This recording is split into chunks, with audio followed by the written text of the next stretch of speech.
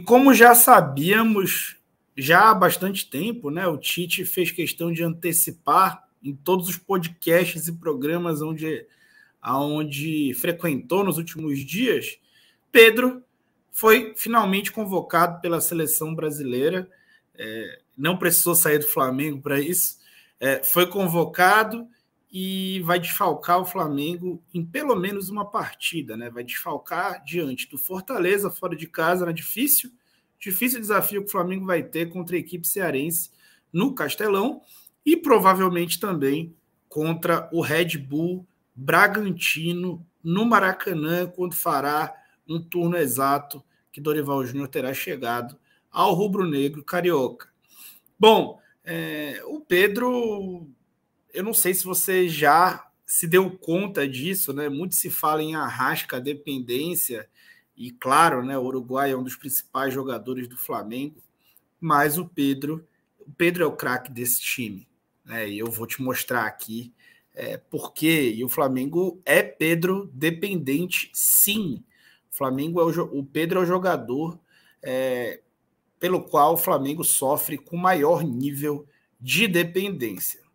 Bom, primeiro vamos para os números aqui básicos, né? Pedro dependência, 14 jogos com o Pedro desde que ele passou a ser titular no jogo contra o América Mineiro por 3-0 no Maracanã. Foi o primeiro jogo onde o Pedro passou ali a ser o titular do time, apesar de ter sido sacado no jogo seguinte, mas ali foi o primeiro jogo do Losango, por exemplo. Então, 14 jogos de titular, 13 vitórias e um empate. Aproveitamento do Flamengo com o Pedro iniciando os jogos, 93%. Sem Pedro, foram 5 vitórias, 1 derrota e 2 empates, com 71%. Vale ressaltar que, em parte dessas vitórias, o Pedro foi decisivo, mesmo nesses jogos que ele não iniciou. E o Pedro, ele tem... Eu vou falar um pouco mais depois, mas o Flamengo precisa muito do Pedro para abrir placares, para abrir os marcadores. Porque ele é um cara realmente rompedor, que empurra a defesa adversária para trás, que abre espaço para os meias jogarem e que também dá opção de saída de bola. Então, o Santos, por exemplo, e o Pedro vem sendo uma dupla reconhecida pela saída de bola. Aqui eu coloquei um lance de Flamengo, eu creio que seja Flamengo e Corinthians, após o fim do jogo de ida, né? Eu acho que esse jogo é do Maracanã, mas após o fim do jogo de ida, perguntaram ao Vitor Pereira, técnico do Corinthians, o porquê ele não estava marcando o Flamengo alto. E ele falou, eu até tentei, mas eu não consegui porque o Flamengo tem um jogador chamado Pedro. E o Santos conseguia acionar o Pedro e sobrevoava ali minha linha de marcação. Basicamente falou isso. E o Pedro é realmente muito importante como uma opção de bola longa, né? O Flamengo utilizava o Bruno Henrique em todos esses outros anos aí de dominação no cenário mundial, ou de domínio. Ele utilizava o Bruno Henrique como uma alternativa de bola longa. E agora, sem o camisa 27, o único cara do elenco capaz de dar esse tipo de opção para bola longa é o Pedro. Tá? É claro que pode ter o Mateusão ainda iniciando, ele pode, de repente, se desenvolver nisso, como o Muniz chegou a ser também. Mas hoje, dentre aqueles caras testados e aprovados ali, que integram realmente o elenco profissional, o Pedro é o único que dá essa opção e é muito importante ter essa opção para sair jogando. Um outro problema é que o Pedro ele é o único cara com característica para ocupar aqui o centro da defesa adversária e empurrar ela para trás, né? Dar um pouco aqui de até profundidade por dentro ali, pelo centro do ataque e fazer o comando do ataque. Aqui foi um exemplo que eu dei, o Gabigol tentou jogar centralizado nesse jogo, não é muito a dele jogar sozinho na frente, ele é um cara bom para jogar com outro atacante. A dupla histórica com o Bruno Henrique foi tão importante por isso, e a dupla com o Pedro também está indo muito bem, apesar do Pedro ser o principal protagonista dessa dupla. o Gabigol precisa jogar com outro atacante. Ele é um cara de corredor central que sai para jogar, mas precisa de um outro atacante.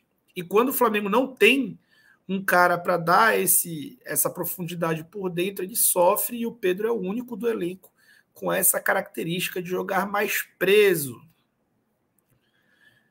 E aqui, gente, eu vou colocar para vocês terem uma ideia, nesses 14 jogos, para vocês terem uma ideia o quanto o Pedro ele é realmente o principal jogador do time, né? Ele teve 15 gols, sendo que o esperado dele ali, o XG, né, os gols esperados eram 10,92, 11 gols, ele fez 15, 4 a mais do que era esperado dele. Primeiro do time nessa característica. Assistências, o primeiro também, com 6 assistências, era para ter dado também menos. Chances de gol, ele teve 30, foi o primeiro, e 50% de aproveitamento. O Gabigol, para vocês terem uma ideia, teve um pouco menos, e 21% de aproveitamento. Então o Pedro também entrega muito aproveitamento de chances de gol. Chances criadas, tá? Todo mundo imagina que fosse o Arrascaeta ou o Everton Ribeiro líder nessa estatística. Não, é o Pedro com 22, o Arrascaeta vem logo atrás com 21 chances criadas. Finalizações, 45, ele é o segundo que mais finalizou no time, só perde para o Gabriel, que finalizou 50 vezes e fez 5 gols, né, no período, ao contrário dos 15 do Pedro. O Gabriel faz finalizações de distância mais longa do que o Pedro e também veio perdendo muitos gols nesse período. Passe-chave precisos, o Pedro tem 16 passes-chaves precisos e é o líder do time, também à frente de Everton Ribeiro, também à frente de Arrascaeta. E aí, gente, disputas aéreas. O Pedro é o cara que mais duelou por cima do time, mais do que os zagueiros. Muito mais do que os zagueiros. Então, como eu falei para vocês aqui, né? O Pedro, ele é a única opção que o time tem para esse tipo de saída. E o aproveitamento de 32% pode não ser um baita aproveitamento, mas para quem é muito acionado, é sim um bom aproveitamento e o primeiro do ranking. Em dribles, né? Apesar dele ser um cara pesado, ele é um cara que tem drible curto, que se vira bem em espaço curto. Ele deu 49 dribles, é o segundo que mais driblou. Para vocês terem uma ideia, o aproveitamento dele de dribles é 51%, aproveitamento médio, né? O Everton Ribeiro e o Arrascaeta, que são os caras aí, os melhores dribladores do time, tem 74% e 76% de aproveitamento, e um número parecido até do que ele. O líder nessa estatística é o Rodinei, com 86 dribles e 71% de aproveitamento desses dribles, né? Então, realmente é bastante representativo o que o Pedro vem fazendo. E aí, gente, eu falei para vocês, né? Dos 5, o Flamengo jogou 8 jogos sem o Pedro. E se a gente for parar para pensar aqui em como ele abriu o placar nesses jogos, vamos lá. Tolima, o jogo que o Pedro não jogou lá na Colômbia, 1-0, gol do Andrés no início do jogo, condicionou o jogo em seguida. Corinthians 0-1, né, sem marcar gols, o Flamengo não conseguiu marcar. Atlético Goianiense, o time teve uma facilidade para marcar ali, primeiro jogo do Lázaro como falso 9. Depois, São Paulo 2-0, gol aos 4 minutos do Lázaro, né, numa jogada ocasional.